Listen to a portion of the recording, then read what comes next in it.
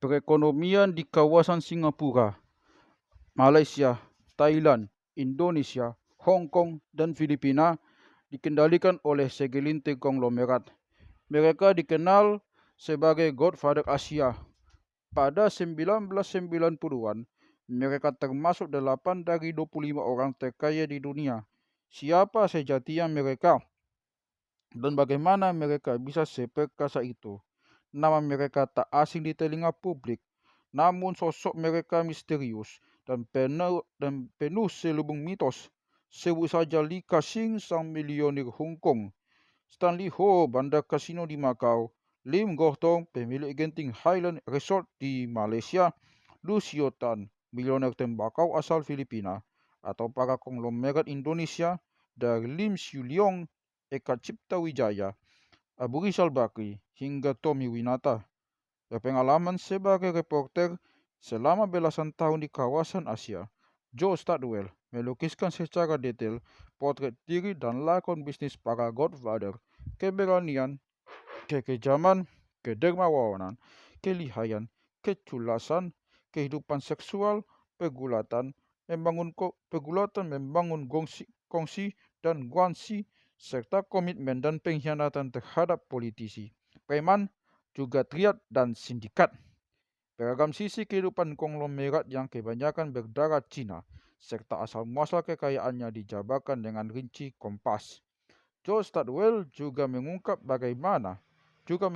bagaimana seorang individu mulai menyebarkan jejaringnya untuk menjadi Godfather. Joe tidak hanya menyebut para cukong dari etnis Cina, tetapi juga Godfather asli Indonesia seperti Abu Rizal Bakri atau keluarga Kala, Republika. Belasan tahun setelah Nabi Muhammad wafat, kaum Muslim berhasil menaklukkan pusat-pusat peradaban timur dekat kuno, menggulingkan Kekaisaran Persia, sebuah kekuasaan regional yang besar, mempecundangi Bizantium menjadi negara pinggiran, dan mencabik-cabik wilayah Kekaisaran Roma yang amat luas. Dalam 100 tahun, pasukan Muslim bahkan sukses mengobrak-abrik kekuasaan dinasti Cina Tang di kawasan timur hingga menekuk Spanyol di wilayah barat. Tak hanya di sektor militer, ekspansi Islam juga menguasai mata rantai niaga, budaya, agama, dan politik yang telah berusia ribuan tahun di kisaran pantai utara dan pantai selatan Mediterania. Dan untuk pertama kalinya dalam sejarah, kaum Muslim berhasil membangun kedaulatan politik atas dasar keimanan tunggal yang melenyapkan eksistensi agama pribumi, semisal Zoroastrianisme di Persia, Buddhisme di Asia Tengah, dan Hinduisme di banyak wilayah lembah Hindustan.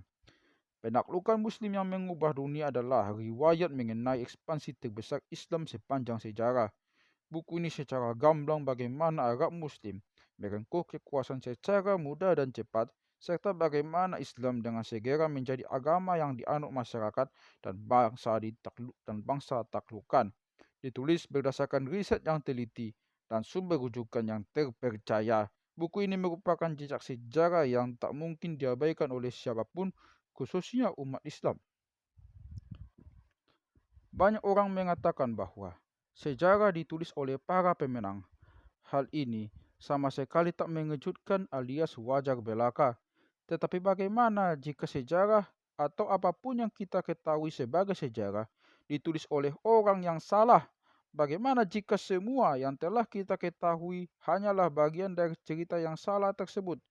Dalam buku kontroversial yang sangat tersohor ini, Jonathan Black mengupas secara tajam penelusurannya yang brilian tentang mitologi sejarah dunia.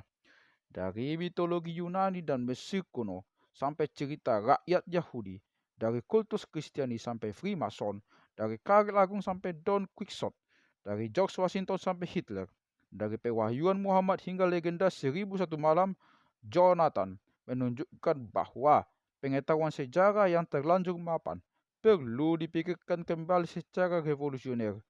Dengan pengetahuan alternatif ihwal sejarah dunia selama lebih dari 3.000 tahun, dia mengungkapkan banyak rahasia besar yang selama ini disembunyikan. Buku ini akan membuat Anda mempertanyakan kembali segala sesuatu yang telah diajarkan kepada Anda. Dan berbagai pengetahuan baru yang diungkapkan sang penulis benar-benar akan membuka dan mencerahkan wawasan Anda. Inilah wahyu yang mengejutkan, yang menunjukkan bahwa dunia sangatlah aneh dan misterius, penuh dengan rahasia dan kode, dengan manusia di jantung teka-teki besar tersebut. Graham Hancock, penulis Fingerprints of the Gods. Sumber cerita non-fiksi dalam novel The Lost Symbol karya Don Brown sepertinya sama dengan rujukan Jonathan Blake untuk buku ini. Roger Lewis, Daily Express. Yerusalem adalah kota universal, ibu kota dua bangsa dan tempat suci tiga agama. Kota warisan berbagai kekaisaran yang saat ini menjadi medan perang bagi bentrokan peradaban ini dipercayai bakal menjadi tempat penghancuran terakhir di hari kiamat. Bagaimana kota kecil yang terpencil ini menjadi kota suci, pusat dunia, dan kini menjadi kunci perdamaian di Timur Tengah. Dalam buku yang memikat ini, riwayat Yerusalem dikisahkan melalui cerita perang, cinta, dan pewahyuan yang melibatkan pria dan wanita, raja, ratu, nabi, penyair, orang suci, penakluk dan pelacur. Sosok-sosok yang menciptakan, menghancurkan, mencatat dan mempercayai keyakinan masing-masing di Yerusalem.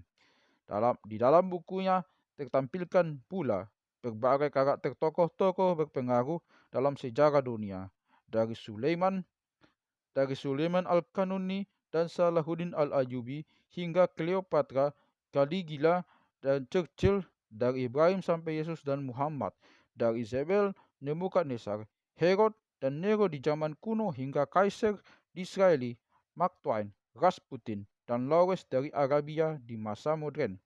Raja Daud hingga Barack Obama, dari kelahiran Yudaisme, Kristen dan Islam sampai konflik Palestina-Israel. Inilah epos 3000 tahun ikhwal hakikat kesucian, keimaman, mistisisme, fanatisme, identitas, nasionalisme, kekaisaran, dan koeksistensi dalam sebuah cerita sejarah yang murni dan mencengangkan. Inilah kisah tentang bagaimana Yerusalem menjadi Yerusalem, satu-satunya kota yang hidup dua kali, di surga dan di bumi.